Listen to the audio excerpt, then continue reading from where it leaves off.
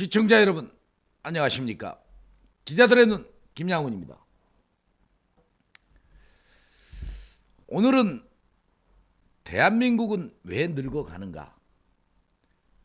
저출산 몸살에 대해서 말씀드리고자 합니다. 대한민국 허우적거리는 저출산 늪. 문제는 인구 소멸이라는 엄청난 위기감이 우리에게 지금 다가오고 있습니다. 오늘 뉴스는 이대로라면 저출산 소멸이라는 문제를 안고 있는 사회적 인식이 팽배해 한국은 학계 출산율 0.81명으로 추락했습니다. OECD 평균의 절반 수준인데요. 2070년이면은 국내 총 인구 3,153만 명으로 혼인 건수도 10% 감소가 될 것으로 전망되고 있고 큰일이라고 말하고 있습니다. 특히 결혼을 꺼리는 청년들과 양질 일자리 부족, 집값, 양육비 부담이 요인으로 분석되는데요. 대한민국에서 아기 울음소리가 앞으로 더욱 듣기는 어려워지고 있다는 사실입니다.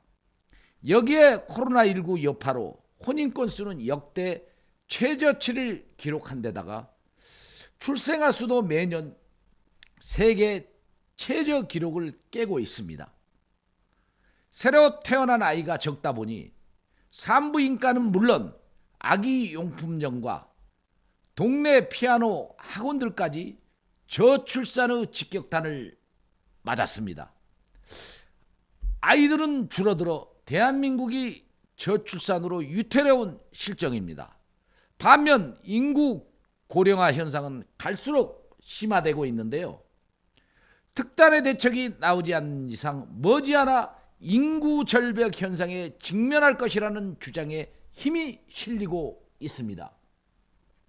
이 추세로 간다면 국민연금 고갈이나 노동인구 감소를 뛰어넘어 수십 년 뒤에는 대한민국이 사라질 수도 있다는 우려감마저 나오고 있습니다.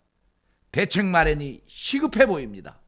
늙어가는 대한민국, 저출산 고령화를 어떻게 극복할 것인가라는 주제인데요. 대한민국의 저출산 고령화 실태와 부작용, 주요 요인을 분석해보고 그에 따른 극복 방안까지 제시하고자 합니다. 연일 스카이데일리에서도 봉 기자가 근무하는 곳입니다.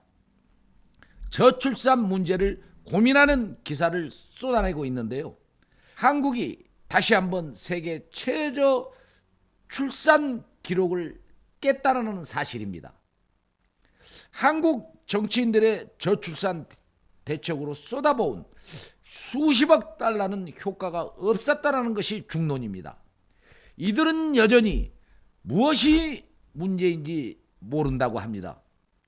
우리 국민은 되짚고 곱씹어야 할 대목이라 생각됩니다.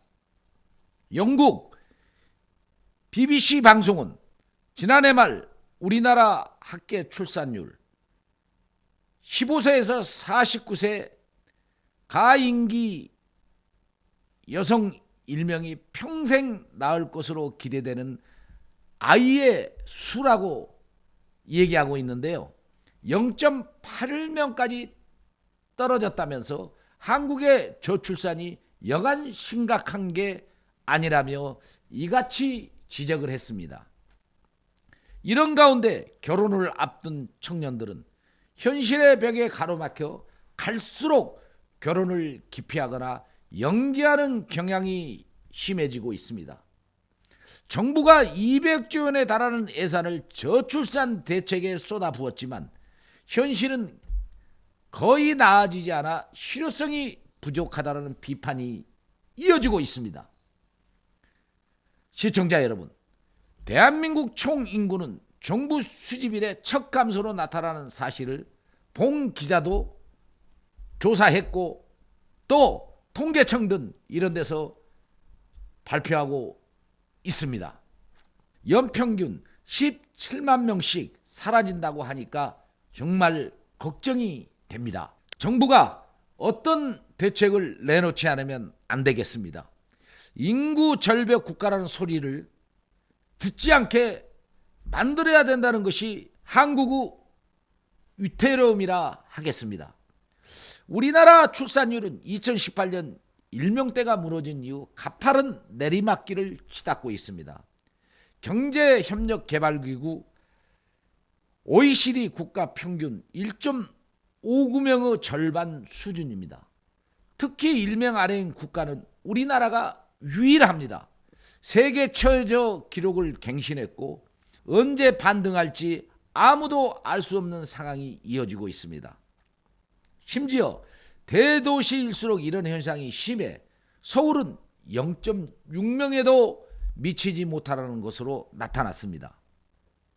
통계청에 따르면 지난해 총 출생아 수는 26만 600명으로 1년 전보다 1만 1,800명, 마이너스 4.3%로 감소했다고 했습니다. 연간 출생아 수는 1970년까지만 해도 100만 명대였으나 2001년 50만 명대, 2020년부터는 20만 명대까지 추락했다는 것입니다. 한국 총 인구가 정부 수립 후 72년 만에 처음으로 감소한 것으로 나타나는 것은 충격 그 자체입니다. 통계청이 7월 28일 발표한 2021년 인구주택 총조사에 따르면 지난해 11월 기준 우리나라 총 인구는 5,173만 8천 명으로 전년 대비 9만 1,000명이 줄었습니다. 연령별로 보면 경제 중추인 생산연령 인구 15세에서 64세는 3,694만 4천 명으로 집계됐습니다. 이 연령대 인구는 2016년과 비교해 보면 67만 7천 명이나 감소했습니다. 예비 생산 연령 인구인 0세부터 14세의 유소년 인구는 608만 7천 명으로 지난해보다 16만 7천 명이 줄었습니다. 반면 고령 인구와 관련해서 870만 7천 명으로 전년보다 41만 9천 명이 늘어난 전체의 16.8%를 차지했습니다. 고령 인구 가운데 58%는 젊은 노인인 65세에서 74세로 나타났습니다. 85세 이상 초고령자 비율도 10.1%나 달했습니다. 생산 연령 인구 100명당 부양해야 할 고령 인구는 노년 부양비는 23.6으로 2010년 15.4에 비해 8.2%나 증가했습니다. 이는 노인 한 명의 복지를 뒷받침할 생산 연령 인구가 6.5명에서 4.2명으로 줄어 그 부담이 가중됐다는 것을 의미합니다. 경제 전문가들은 생산 연령 인구는 갈수록 줄고 65세 이상 고령 인구는 늘고 있어 한국 경제의 위기이자 기로에 섰다는 진단을 내놓고 있습니다. 하지만 전문가들은 심각한 현상을 지적하고 있습니다. 특히 이주열 전 한은 총재는 한 인터뷰에서 저출생 고령화는 한국 경제에 있어 재앙에 가깝다고 표현했던 사실이 있습니다. 그는 한국 경제가 세계 10위권이라는 자아도취에 벗어나 스스로 경제 체질을 튼튼하게 만드는 게 무엇보다 중요하다고 강조했습니다. 이 전 총재는 생산성과 효율성을 높이는 게 곧 우리가 살 길인데 이것을 끌어올리는 게 만만치가 않다며 우리의 사과와 인식의 틀을 바꿔야 한다고 주문하기도 했습니다. 경제의 핵심 기관인 한은 총재의 설명인데 수치를 분석해 내어놓은 인터뷰 내용이라 하겠습니다. 미국 전기차 메이커 테슬라사의 최고 경영자로 잘 알려진 일론 머스크 그는 금년 5월 말 자신의 트위터 글에 올려 한국이 홍콩과 함께 세계에서 가장 빠른 인구 붕괴를 겪고 있다며 한국 소멸을 경고해 화제를 모은 바 있습니다. 사실 한국 소멸 경고는 머스크가 처음이 아닙니다. 2006년 영국 옥스퍼드 인구문제 연구소는 지구상에서 가장 먼저 사라질 나라로 한국을 지목하기도 했습니다. 본 기자는 이런 내용이 한국을 향해 나오자 전문가들의 지적을 흘려버려서는 안 된다고 생각이 들었습니다. 분명한 것은 인구 대재앙이 시작됐다는 사실입니다. 5월 발표한 2020년부터 2050년 장래 인구 추계에 따르면 중위 추계 시나리오에 따라 우리나라 전체 인구가 앞으로 10년간 경북 안동시 인구와 비슷한 규모인 연평균 최대 17만 명씩 감소해 2070년 3,153만 명까지 줄어들 것으로 전망하고 있습니다. 심지어 최저 수준인 한국의 학계 출산율은 코로나19 영향을 반영해 2025년 0.52명까지 낮아질 수 있다고 합니다. 기획재정부는 2024년에 학계 출산율이 0.7명으로까지 떨어질 것이라고 분석한 바 있습니다.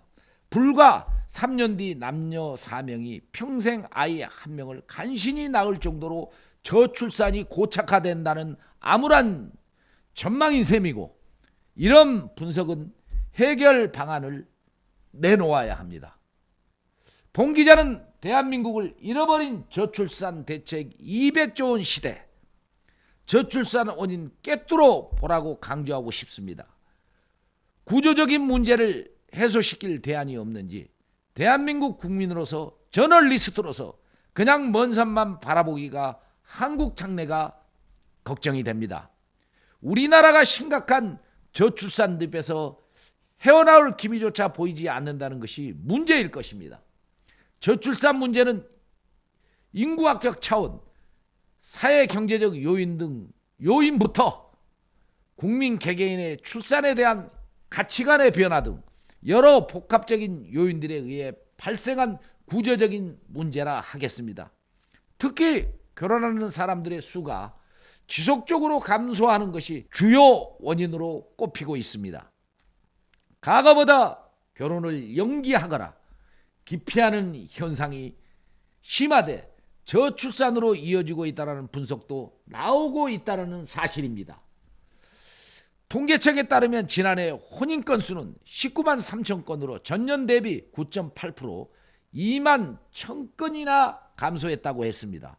특정 회 연초 인구 연말 인구의 평균값 1000명 대비 신고된 총 혼인 건수를 의미하는 초혼인율은 3.8건으로 전년 대비 0.4건이 줄어든 것으로 나타났습니다. 이들이 결혼을 미루거나 기피하는 데에는 자신들의 삶이 안정됐다고 보이지 않고 이런 판단을 가지고 있는 것으로 분석되고 있습니다. 주택가 일자리의 어떤 문제점들도 있는 것으로 보입니다. KB금융지지연구소에 따르면 지난해 전국 주택 매매 가격은 15.5% 상승하며 2022년 이후 최고치를 기록했습니다. 통계청 5월 경제활동 인구 조사 청년층 부가조사 결과에 따르면 첫 취업 평균 소요 기간은 10.8개월로 전년 동월 대비 0.7개월 증가했습니다.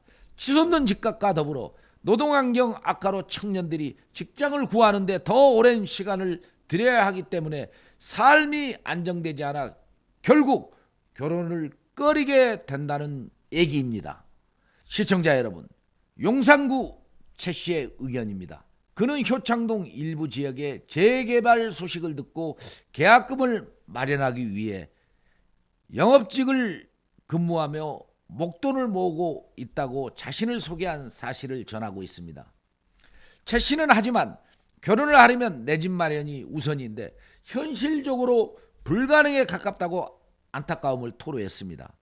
최 씨는 동시대를 살아가고 있는 대부분 청년들은 결혼을 부담으로 생각하고 있는 것이라며 우선 본인의 삶이 안정돼야 그 다음 생각을 하기 마련인데, 목돈이 드는 결혼을 생각하기에는 현실이 너무 불안정하고 무엇보다 가정을 꾸릴 수 있는 집을 구하는 것이 급선무이지만, 현재 다니고 있는 직장의 급여로는 결혼은커녕 내 집 마련조차 현실적으로 불가능하다고 호소했습니다. 이 같은 악조건 속에서 아이를 낳더라도 약 70만 원의 양육 비용은 적잖은 부담이 아닐 수 없다고 했습니다. 4일 한국보건사회연구원의 2021년도 가족과 출산 조사 보고서에 따르면 지난해 기준 양육 비용은 자녀 1인당 월 평균 72만 1,000원을 지불하는 것으로 집계됐습니다. 아울러 지난 4월 미국 투자은행 제프리스 금융그룹과 중국 유아인구 연구소에 따르면 한국은 전 세계에서 양육비가 가장 많이 드는 나라 1위로 조사되기도 했습니다. 저출산 현상이 심화할 경우 산업, 교육, 국방, 연금, 주택 등 사회 전반에 큰 영향을 미칠 뿐 아니라 노동인구의 부족, 젊은 세대의 노인 부양비 증가, 인구 감소로 인한 지방의 소멸, 국가 경쟁력 감소 등 심각한 균열을 가져올 수 있다고 하겠습니다. 그럼에도 양질의 일자리 부족, 치솟는 집값, 사교육비 부담, 일가 가정을 위한 시간 부족, 빈부격차 심화, 육아의 어려움 등 결혼과 출산을 꺼리게 하는 요인들이 산적해 있습니다. 특히 문제 해결의 실마리를 찾기가 매우 어렵다는 것이 관건이라 하겠습니다. 여기에 방기선 기재부 제1차관은 지난 6월 인구위기 대응 전담반 TF팀을 통해 인구위기 대응 추진개혁 10개 작업반별 중요 논의 과제 등을 설정하겠다고 밝힌 바 있습니다. 이에 경제활동, 인구, 확충, 향후 완화, 적응, 성장, 도약의 4대 분야 8대 핵심 과제를 선정해 집중 추진하겠다는 의지를 밝혔습니다. 하지만 정부는 2006년부터 지난해까지 15년간 저출산 대책의 명목으로 198조 5,329억 원의 예산을 쏟아 부었음에도 우리나라 유아 소멸은 더욱 가까워진 실정이라는 것이 중론입니다. 이에 전문가들은 예산의 실효성을 높이기 위해서라도 확충뿐 아니라 저출산 원인을 제대로 꿰뚫어보고 지원금 등 예산이 적재적소에 활용할 수 있도록 확고한 체계를 마련해야 한다고 지적했습니다. 오정근 자유시장연구원장의 진단인데요. 청년들이 결혼하기 위해선 집을 장만해야 하고 안정적인 일자리를 통해 결혼 준비도 해야 하는데 상황이 녹록지 않다 보니 저출산이 심화되는 형국이라며 현재까지 많은 돈을 들였음에도 저출산이 심화했기 때문에 무분별한 예산 확충보다 실효성을 높이는 것이 더욱 중요하다고 진단했습니다. 오 원장은 이어 아이를 낳은 여성들이 본인의 직장, 삶 등을 영위할 수 있도록 생활권을 보장하는 돌봄 문제 등을 적극적으로 개선하는 데 정책적 초점을 맞춰야 한다고 주문하면서 또한 기업 성장을 통해 양질의 일자리를 창출해 청년들의 안정적인 삶을 뒷받침할 수 있어야 한다고 강조했습니다. 시청자 여러분, 기자들은 방송을 듣고 보니까 저출산 문제가 심각하다는 것을 그래도 인지하게 되었을 것으로 생각됩니다. 우리 청년들의 결혼 문제가 얼마나 심각한지 알 것입니다. 이를 타개하기 위해서는 국민의식이 바뀌어야 합니다. 아울러 미래는 이 시대의 마감이 아니라 후손들에 의하여 나라가 존재하게 만드는 것입니다. 그래서 인구 절벽이라는 이 나라가 걱정된다는 것입니다. 우리는 어떤 자세를 가져야 할까요? 시사하는 바가 큽니다. 인구 절벽은 하루빨리 개선되기를 바랍니다. 이처럼 이런 저출산 문제는 너무도 심각합니다. 본 기자가 근무하는 스카이데일리는 이런 논조의 기사를 쏟아냈습니다. 또한 저출산 문제가 얼마나 이 나라를 구하는데 또 이 위기감에서 벗어나는데 총력을 기울여야 한다는 사실에 대해서도 지적하고 있습니다. 시청자 여러분, 우리 모두 저출산 문제를 해결하는 데 앞장서 주기를 기대합니다. 기자들의 눈 이만 물러가겠습니다. 김양훈이었습니다. 감사합니다.